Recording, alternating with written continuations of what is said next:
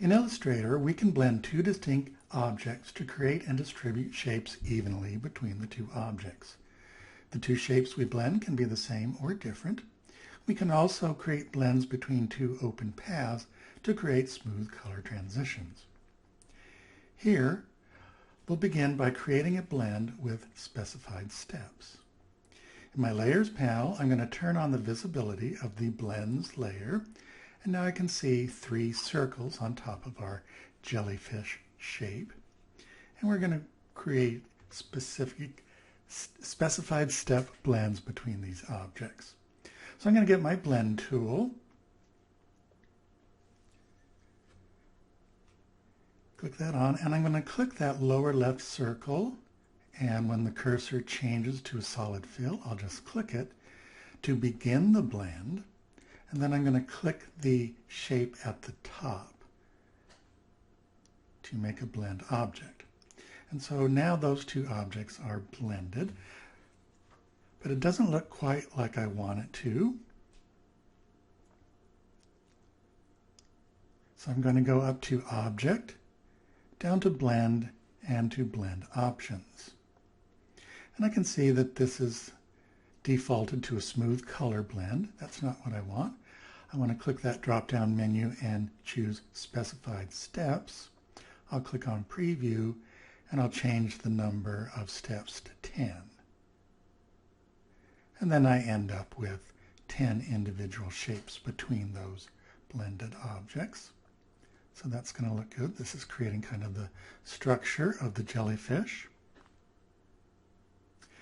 Now I want to change the way the blend looks a little bit, so I'm going to double click that blend to go into isolation mode. And I'll go to View and Outline. And here we can see the two objects, and the line between them is known as the spine. That's where the blend occurs. We really only have 2 objects, even though we see 10 between them. I'm going to select that topmost object, and I'm going to hold down my Shift key and grab a hold of one of the corner bounding boxes and make it a little bit smaller. And you'll see what happens back in preview mode later. So that's looking good. Now I want to change the spine a little bit. So I'm going to get my pen tool, and I'm going to hold down the Alt key on a PC and move my cursor over there and move that line just like we would any other line between 2 points. And now I'll go back to preview mode. You can see what's happened here. The shape of the objects decreases as I go from the bottom to the top, and then it's created a nice little curve. I'll finish the blend by getting my Blend tool again and clicking that top object to begin the blend, and then clicking the bottommost object to complete the blend. And we can see too the increase in size from the top to the bottom. And we need to curve it, so I'll get my pen tool again, hold down the Alt key, and move that line between them to create a more curved shape.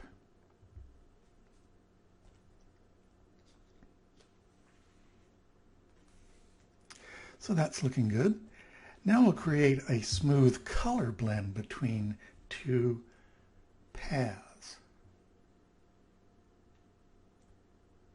And we'll use those 2 open paths down to the right of the artboard.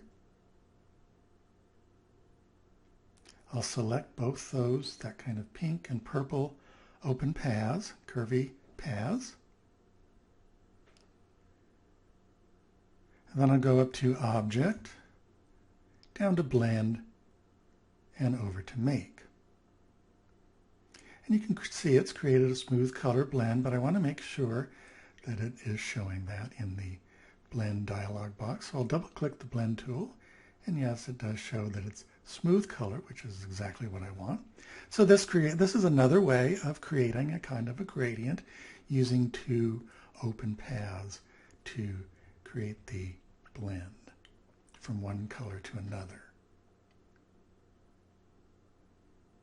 I'm going to double click this blend object to go into isolation mode, and I'm going to select that right hand path, and I'm just going to move it over to the left a little bit to make it a little bit narrower.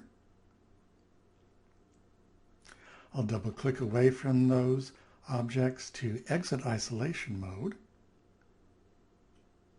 and then I'll select both of these objects and move them into the artboard.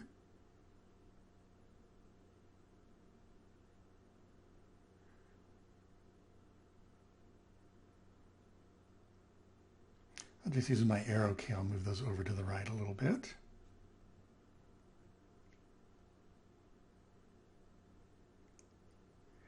And then we'll finish up our illustration. I'm going to click the transparent gradient shape and move that onto the jellyfish shape. It's behind the shape now. I want it in front of the jellyfish shape, so I'll go to Object, Arrange, and Bring to Front. And now I'll turn on all the other layers. There's some text and some other objects there. And there we finished our illustration. We did a lot of work with gradients and blends in this project. So gradients and blends are great ways to add, again, depth and dimension to your artwork.